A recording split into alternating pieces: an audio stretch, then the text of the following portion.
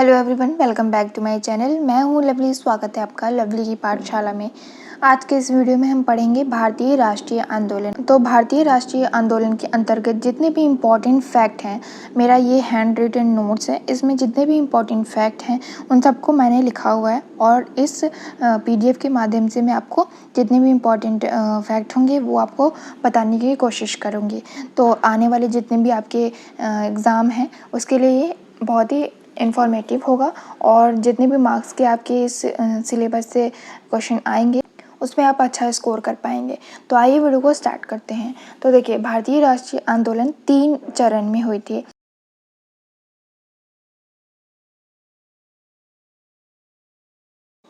तो पहला 1885 से 1905 तक हुआ था, जिसे हम उदारवादी चरण कहते हैं। सेकंड 1905 से लेके 1919 तक हुआ था, जिसे हम उग्रवादी चरण कहते हैं। और तीसरा है 1919 से 1947 तक हुआ था, जिसे हम गांधीवादी चरण कहते हैं। तो ये पार्ट 1 है और इसका कई सारा पार्ट आएगा और उसमें हम सारे सिलेबस को, जितने भी चरण है उसको हम कंप्लीट करेंगे। ठीक है, तो देखिए, सबसे पहले हम पढ़ेंगे 1885 से 1905 उदारवादी चरण। तो भारतीय राष्ट्रीय कांग्रेस की स्थापना कब हुई? इसके संस्थापक थे A.O. ह्यूम, जो कि स्कॉटलैंड के थे। इसकी स्थापना हुई थी 28 दिसंबर 1885 को मुंबई, ग्वालियर टैंक गोकुल दास तेज प्रताप संस्कृत विद्यालय में इसकी स्थापना हुई थी। किसकी? तो भारतीय राष्ट्रीय कांग्रेस की। और इसके संस्थापक थे A.O. ह्यूम, जो कि स्कॉटलैंड के थे। और इसका प्रारंभिक नाम क्या था? तो भारतीय राष्ट्रीय संघ था और बाद में इसका नया नाम भारतीय राष्ट्रीय कांग्रेस पड़ा था। दादा भाई नौरोजी के सुझाव पे ये नाम बदला गया था। इसका प्रारंभिक नाम पूछे तो आप बोलेंगे भारतीय राष्ट्रीय संघ, और दादा भाई नौरोजी के सुझाव पे इसका नाम बदल के भारतीय राष्ट्रीय कांग्रेस पड़ गया था। और भारतीय राष्ट्रीय कांग्रेस जब नाम पड़ा तो इसके अध्यक्ष थे व्योमेश चंद्र बनर्जी और इसके वायसराय थे लॉर्ड डफरिन। और इसमें सदस्यों की संख्या 72 थी और इसके सचिव थे A.O. ह्यूम। ठीक है, तो ये काफ़ी इम्पोर्टेंट है आपके लिए। भारतीय राष्ट्रीय कांग्रेस के प्रारंभ में इसके अध्यक्ष व्योमेश चंद्र बनर्जी थे, वायसराय उस समय लॉर्ड डफरिन थे और इसमें सदस्य की संख्या 72 थी और महासचिव A.O. ह्यूम थे।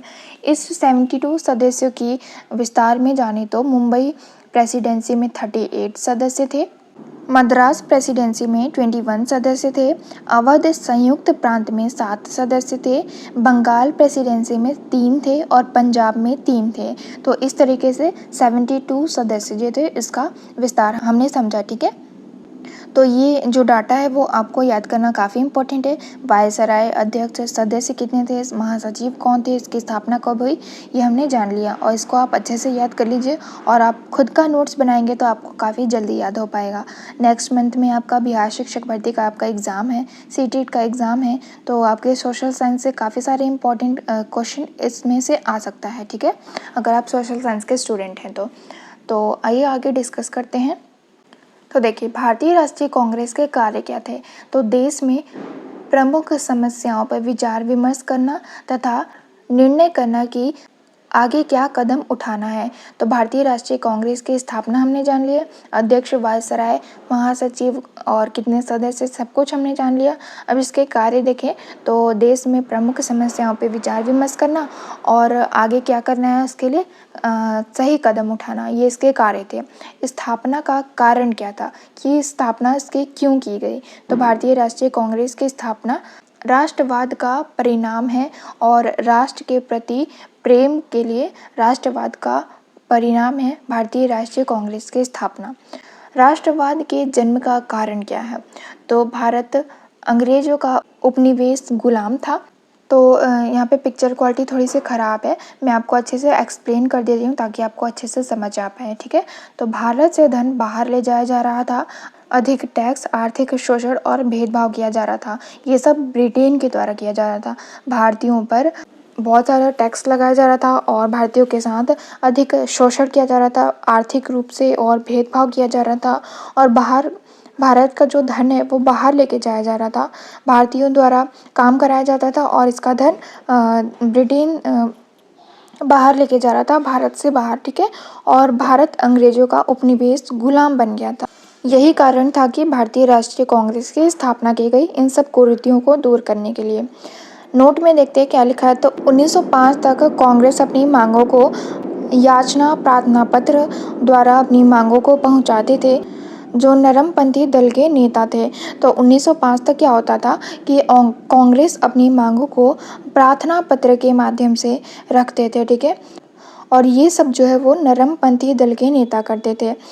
गर्मपंथी क्रांतिकारियों का जन्म हुआ जो अंग्रेजी सत्ता से अपनी मांगों को लेकर पूरा करना चाहते थे, जिसे लेकर कांग्रेस दो भागों में बट गया था।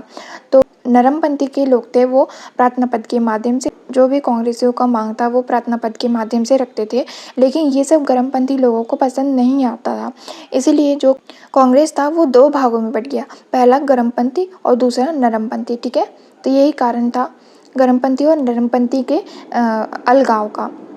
अब बात करते हैं कि पहला 4 अधिवेशन कहाँ कहाँ हुआ और कौन अध्यक्ष था इसमें और कहाँ हुआ, कब हुआ, इसमें कितने सदस्य थे। तो आप स्क्रीन पे देख पा रहे होंगे।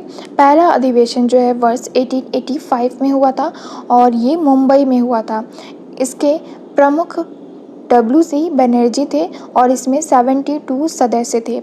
सेकेंड अधिवेशन 1886 में कलकत्ता में हुआ था और इसके अध्यक्ष जो थे वो दादा भाई नौरोजी थे और इसमें सदस्य 434 थे।